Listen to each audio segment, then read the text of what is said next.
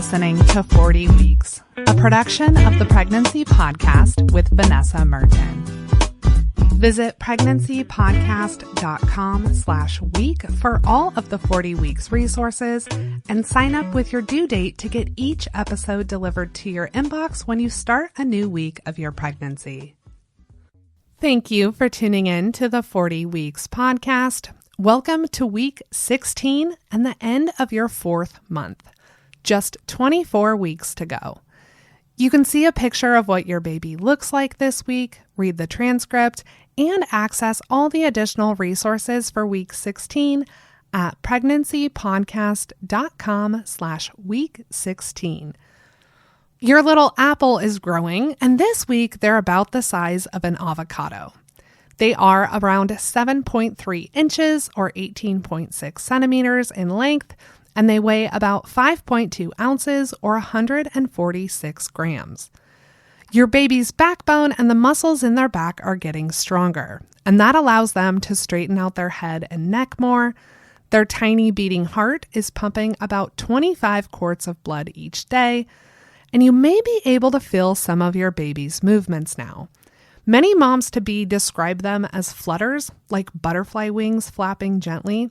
If you haven't felt anything, don't worry. A lot of first-time moms don't feel anything until closer to week 20. Get ready for your baby to have a growth spurt. Over the next month, they'll double their weight and add inches to their length. If there's any time during your life when self-care is crucial, it's during pregnancy. Your body goes through more changes in the 9 months of pregnancy than it ever will in such a short time frame. So this is the perfect time in your life to make self-care a priority. And that's for 2 big reasons. 1, you have more free time now than you will in the future. That makes it a little more convenient or easier to carve out time for yourself. Secondly, making self-care a habit now is going to make it easier to continue and build on your self-care practice later when you're a parent. If you need a little inspiration for self-care, check out the Pregnancy Podcast episode on building a healthy routine to care for your physical and mental health at pregnancypodcast.com/self-care. Now's a good time, if you're not already doing it, to be documenting your growing bump with photos. Some expecting moms are going to document every week of their pregnancy with pictures to show off their bump, and others might prefer not to get in front of the camera.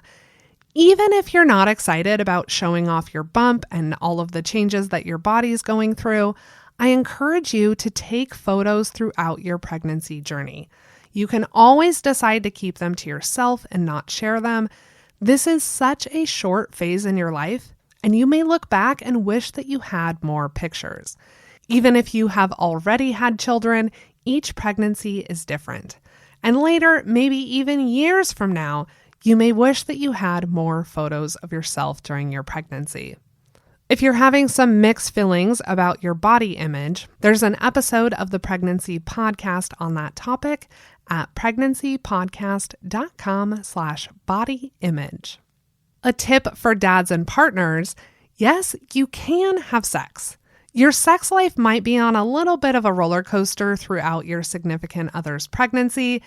Hormones can make them feel more frisky than usual, or they can make them feel completely turned off by the thought of sex. Pregnancy is temporary, so don't stress out if your sex life isn't exactly what it was before your significant other got pregnant. Depending on their belly size as well, you may need to find some different positions. As long as she and you are comfortable, you can absolutely have sex. Thank you for tuning in to the 40 Weeks podcast. You can see the full transcript and all of the resources for this episode at pregnancypodcast.com/week16. Next week, your baby gets eyelashes. And until then, I wish you the very best in your pregnancy journey.